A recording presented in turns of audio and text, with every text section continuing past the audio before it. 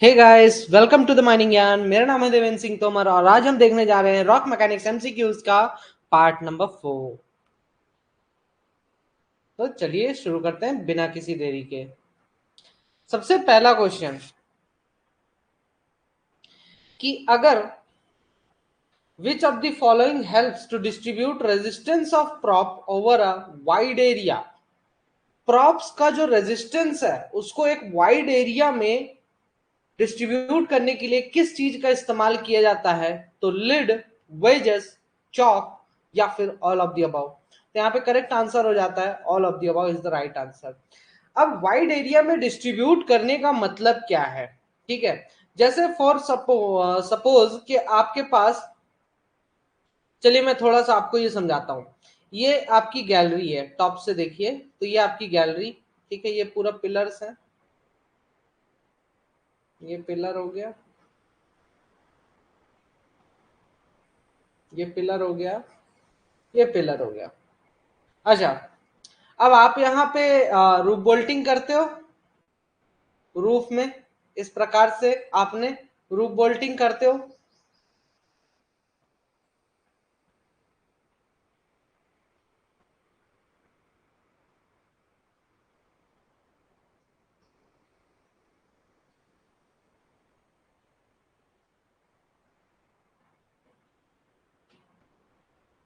ठीक है,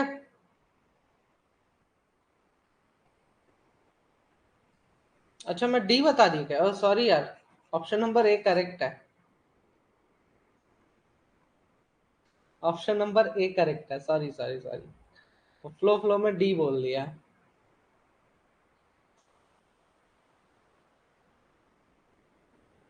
ये देखिए इस प्रकार से, अरे नहीं यार, वो फ्लो फ्लो में डी निकल गया, बाकी ऐसा कुछ नहीं है, मुझे समझाने पे ध्यान था मेरा।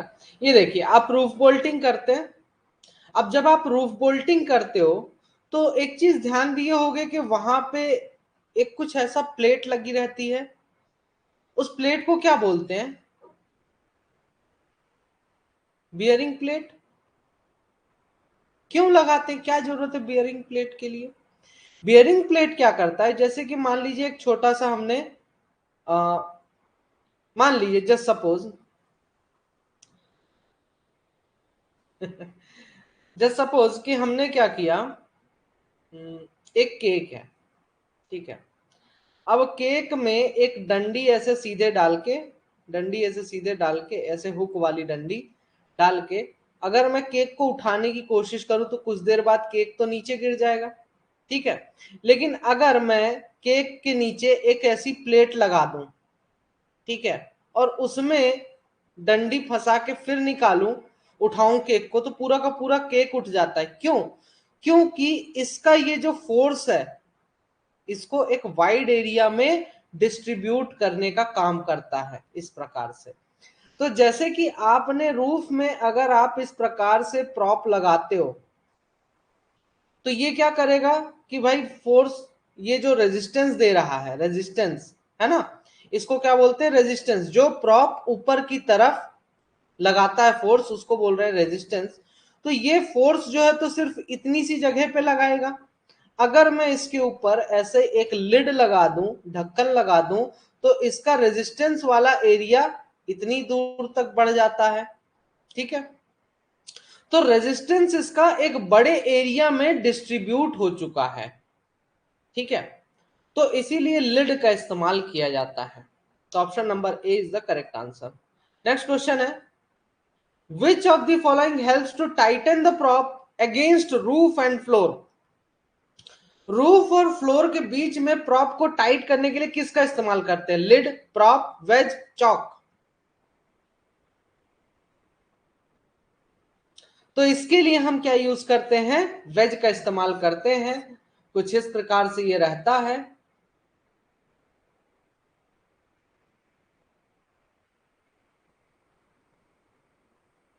तो यहां पे आप वेज लगा दो,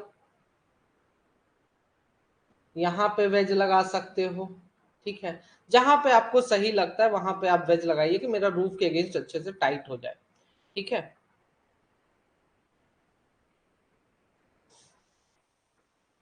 तो option number C is the right answer. Next question है question number 3, which of the following support acts as beam. Beam की तरह कौन सा सपोर्ट, ध्यान से सुनिएगा, बीम की तरह कौन सा सपोर्ट काम करता है? प्रॉप करता है कि चॉक सपोर्ट करता है कि टिम्बर बार्स करता है कि ऑल ऑफ द अबव, सभी करते हैं। तो बीम कैसा होता है, घर में भी बीम डलवाते हो, है ना? कुछ इस प्रकार का आपका घर में बीम होता है छत पे, है ना? तो ये जो बीम होता है ये किसके जैसा दिख रहा है? बार सपोर्ट के जैसा। तो हमारा timber bars is the right answer, option number C is correct. कितनी गहराई के होल्स मारे जाते हैं बीम सपोर्ट के लिए? ऐसे साइड वॉल्स में, मतलब पिलर्स में होल मारा जाता है, तो कम से कम कितनी गहराई का होल मारा जाना चाहिए?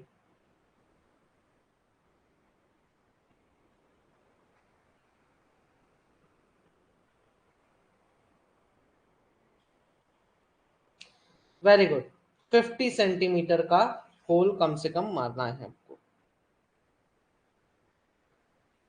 अब क्या होता था कि ये बार सपोर्ट जो था, ये जो बार सपोर्ट है, ये बड़ा ही मतलब टाइम टेकिंग काम था। आपका फेस बहुत तेजी से आगे बढ़ता जाता है और आपका ये बार सपोर्ट करने में टाइम लग रहा था। तो इसके लिए एक नया तरीका खोजा गया कि यार हम क्या करें कि हम कुछ ऐसा सपोर्ट निकालें जो कि जिसमें कि मैं क्या करूं, सीधे के सीधे अपना ये मेरा गैलरी, इसमें मैं ऐसे क्लैंप लगाऊं, ऐसे क्लैंप्स, और क्लैंप्स के ऊपर मैं अपना बार सपोर्ट रख दूं। और ये गैलरी में जो क्लैंप है इनको ड्रिल करके मैं दीवार में गाड़ दूं, इसके ऊपर मेरा लकड़ी का पटरा रख दूं सीधे, और ये बढ़िया लैगिंग्स लगा दो बीच में चाहे तो, फटाफट ये काम हो जाएगा। तो वही पूछ रहा है, which support consist of a pair of clamps of mild steel on which a cross bar is placed to support the roof. तो कौन से सपोर्ट में लैम्प क्लैंप्स का पेयर यूज किया जाता है? माइल्ड स्टील का क्लैंप रहता है और उसके ऊपर क्रॉस बार को हम रखते हैं सपोर्ट करने के लिए रूफ को। तो cross bars, chalk support, safari support या फिर प्रॉप सपोर्ट? तो इसका करेक्ट आंसर हो जाता है option number C is the right answer, safari support. Safari support, safari support. In side support, what is the angle of props from the vertical? Side support में angles का मतलब props का क्या angle होना चाहिए वर्टिकल के respect में? 5 से 10 डिग्री, 14 से 20 डिग्री, 20 से 25 डिग्री, या फिर 28 से 35 डिग्री? साइड सपोर्ट मतलब कि आपका लूज साइड है। अब लूज साइड में आपको क्या करना है, ऐसे आप प्रॉप लगा दोगे, ऐसे प्रॉप लगा देते हो, और इसके बीच में आप क्या करोगे, लकड़ी के गुटके भर देते हो।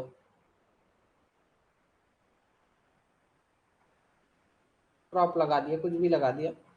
तो इसमें प्रॉप का जो इंक्लिनेशन रहता है, ठीक है, मतलब इंक्लिनेशन कैसा भाई, ये है और ऐसा प्रॉप जा रहा है, तो इसके ये एंगल वर्टिकल से हम एंगल लेते हैं इसमें। अगर क्वेश्चन में ये भी पूछ लिया कि आपका 14 से 20 डिग्री आंसर करेक्ट होगा, तो 14 से 20 डिग्री का एंगल जो लिया जाता है प्रॉप्स में, वो आपका 14 से 20 डिग्री का एंगल कहाँ से लिया जाता है, वर्टिकल या फिर हॉरिजॉन्टल? तो आप हॉरिजॉन्टल टिक करके आओगे क्योंकि ज्यादातर में हॉरिजॉन्टल दिया है, बट यहाँ पर वर्टिकल है, ठीक है? तो ये भी ध्यान में रखना कि एक क्वेश्चन यहां से भी आपका बन जाएगा, ठीक है?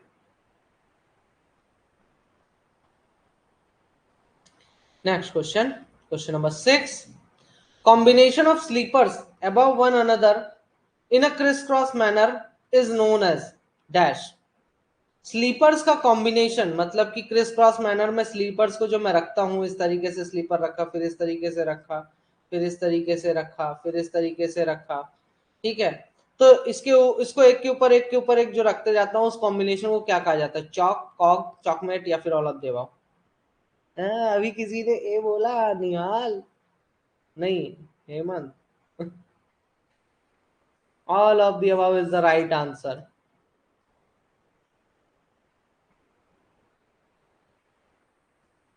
सभी को एक ही चीज है, मतलब एक ही मतलब है, अलग अलग जगह पे अलग अलग नाम से जाना जाता है। ठीक है, चौक भी बोलते हैं, कॉक भी बोलते हैं, चॉकमेट भी बोलते हैं। मेटल माइंस में चॉकमेट बोलते हैं।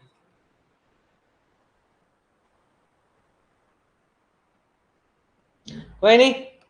Next question, who prepares systematic timbering rules? Systematic timbering rules कौन प्रिपेयर करता है? Owner, regional inspector, manager, agent?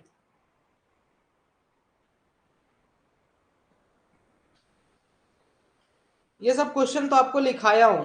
अच्छी बात यह है कि मैं उस समय आपको बहुत सारे क्वेश्चंस जितने बन सकते थे वो लिखा दिया था। तो एक बार जरूर पीडीएफ को पढ़े, क्वेश्चंस आपके मैक्सिमम वहीं मिल जाएंगे।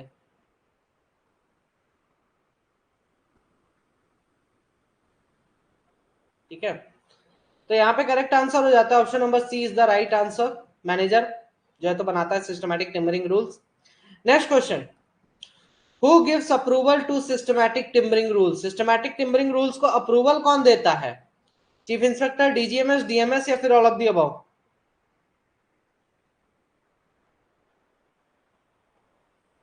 बिल्कुल सही जवाब, ऑल ऑफ दी अबव, ये सब के सब देते हैं। नेक्स्ट क्वेश्चन, भाई सब एक ही है। चीफ इंस्पेक्टर कौन होता है? जो डीजीएमएस में बैठता है, जो डायरेक्टरेट है, और वही तो आपका डीएमएस है। सब एक ही है। Where does systematic timbering rules apply in underground mines? Underground mines में सिस्टमैटिक टिम्बरिंग रूल्स कहां पे अप्लाई होता है?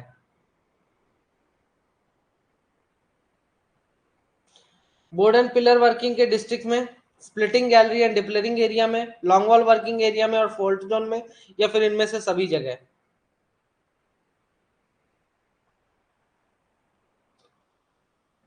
तो all of the above is the right answer. इनमें से सभी जगह पे आपको ध्यान में रख लेना है भाई, ये एकदम अच्छे से याद रखना कि आपका ऐसी जगह जहां पे बोर्ड एंड पिलर से वर्किंग कर रहे हैं वहां पे भी यूज होता है, स्प्लिटिंग गैलरी में भी यूज होता है, डिप्लरिंग एरिया में भी यूज होता है, आपका लॉन्ग वॉल वर्किंग एरिया में भी यूज होता है, और फॉल्ट जोन में भी यूज होता है। बहुत बहुत ज्यादा इंपॉर्टेंट है, सबसे ज्यादा इंपॉर्टेंट क्वेश्चन मेरे को ये लग रहा है इस बार का।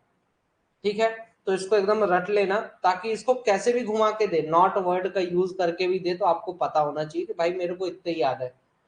ठीक है,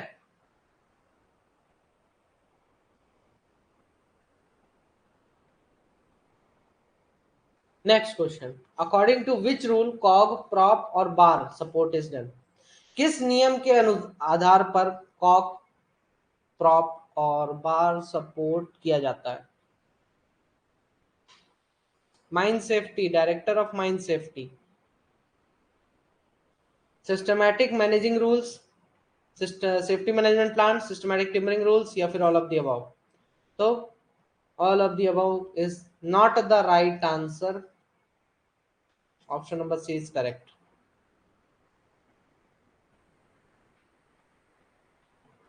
Next question, question number 11, which of the following shall be used for withdrawal of supports? Supports का विड्रॉवल करने के लिए किसका इस्तेमाल किया जाना चाहिए? एंकर प्रॉप, सिल्वेस्टर प्रॉप विड्रॉर, या फिर wire rope of steel core?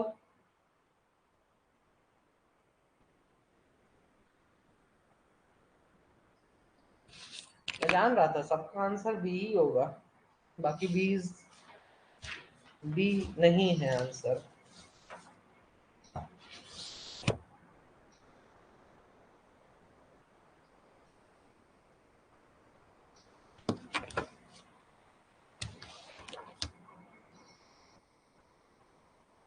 Very good.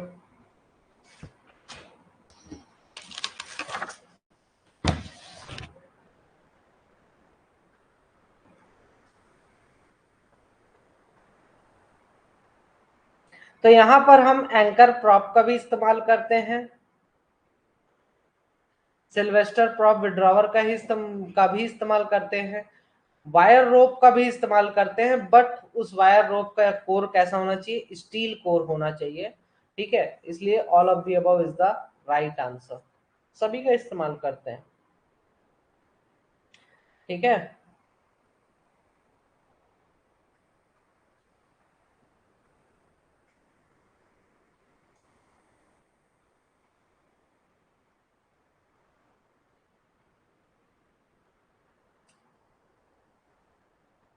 मैंने तो बस इतना सब पूछा कि निम्न में से किसका इस्तेमाल करते हैं प्रॉप विड्रॉवल में, सपोर्ट विड्रॉवल में, तो मैं तो सभी का इस्तेमाल करता हूँ।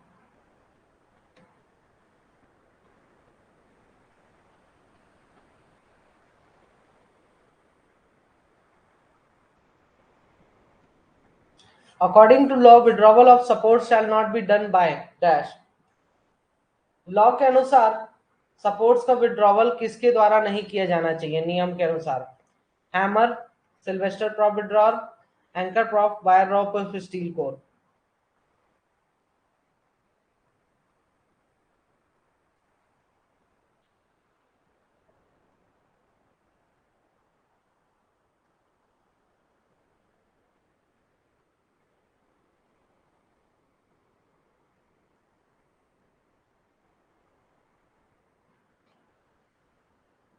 तो हथौड़े का इस्तेमाल ना करें।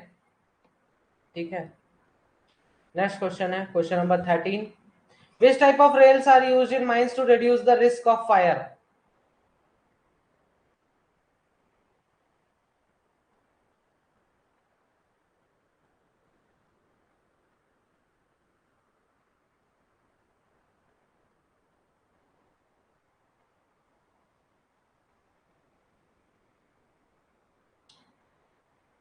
आग के रिस्क को घटाने के लिए कौन सा रेल यूज होगा, कितने पाउंड्स का, 12 pound, 20 pound, 30 pound, 36 pound, 36 pounds का रेल यूज होता है। ठीक है, सही है, हाँ सही है। आउट ऑफ सिलेबस नहीं दिया हुआ है आपके इस बुक में।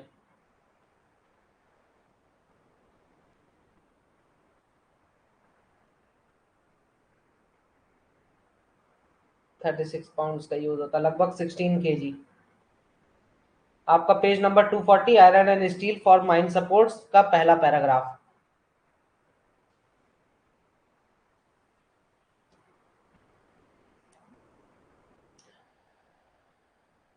क्या होता है कि जितना मोटा आपका ये होगा, जितना ज्यादा वजनी आपका, ठीक है, जितना ज्यादा वजनी आपका लोहा होगा उसको गर्म होने में उतना ही टाइम टाइम लगेगा, सिंपल सी बात है। पहली बात है ना, सिंपल सी बात ये समझिए कि आपका लोहा अगर ज्यादा वजनदार है तो, और अगर आप पतली शीट ले रहे हो एक लोहे की और उसको थोड़ा सा भी हीट मिल रहा है तो वो गर्म हो जाएगा, और वो गर्म हो जाएगा तो वो क्या करेगा, वो तुरंत ही इतना ज्यादा गर्म हो जाएगा कि आपका,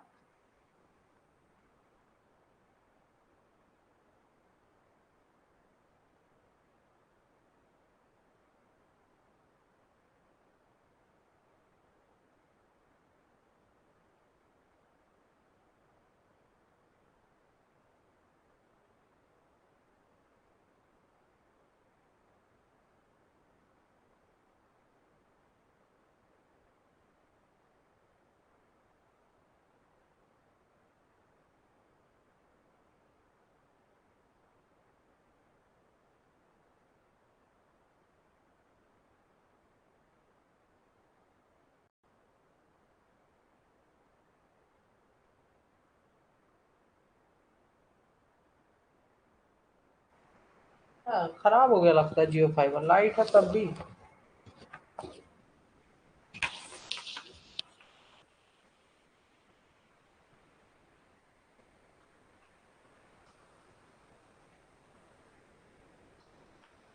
तो जितना ज्यादा वजनी होगा उसको हीट उतना जल्दी हीट नहीं होगा, इसलिए 36 पाउंड मिनिमम बोलता है।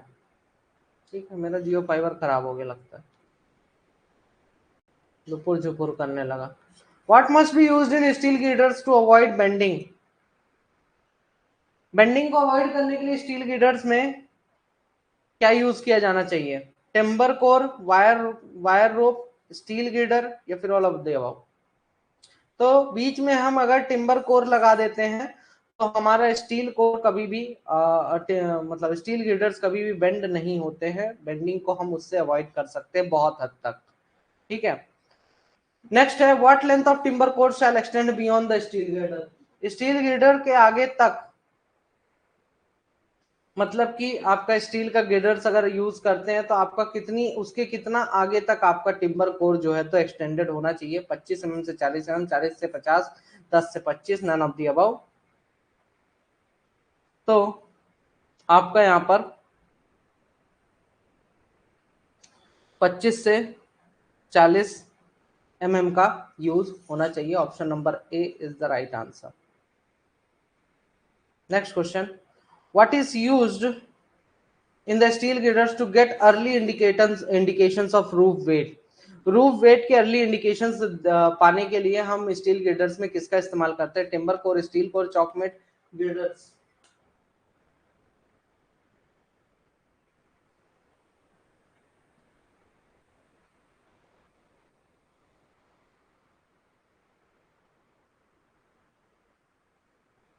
इसका करेक्ट आंसर हो जाता है option number A is the right answer.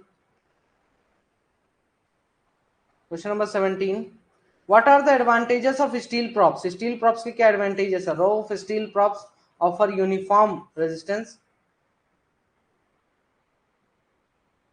Recovery of steel props and frequency of its reuse its greater, they are incombustible. मतलब कि हम अगर एक लाइन से स्टील प्रॉप्स लगा देते हैं तो एक जैसा हमें रेजिस्टेंस मिलता है। स्टील प्रॉप्स की रिकवरी और फ्रीक्वेंसी, उसका दोबारा से यूज करने की फ्रीक्वेंसी बहुत ज्यादा होती है, उसको तेजी से रिकवर भी कर सकते हैं, दोबारा से यूज भी कर सकते हैं, और वो इनकम्बस्टिबल होता है। सबसे बड़ी बात, स्टील का प्रॉप यूज करोगे तो लकड़ी का प्रॉप से बेटर होता है, इनकम्बस्टिबल होगा। ठीक है, तो all of the above is the right answer. और क्वेश्चन है क्या? नहीं, हो गया। ठीक है, तो अभी के लिए इतना ही, शेष मंडे को देखेंगे। ठीक है, मैं देखूं मेरा जियो फाइबर क्या हो गया इसको बेचारे को। ठीक, till then all the best and thank you so much, good night.